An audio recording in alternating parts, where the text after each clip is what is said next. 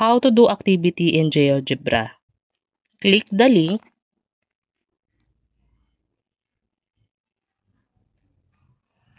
Fill in your name.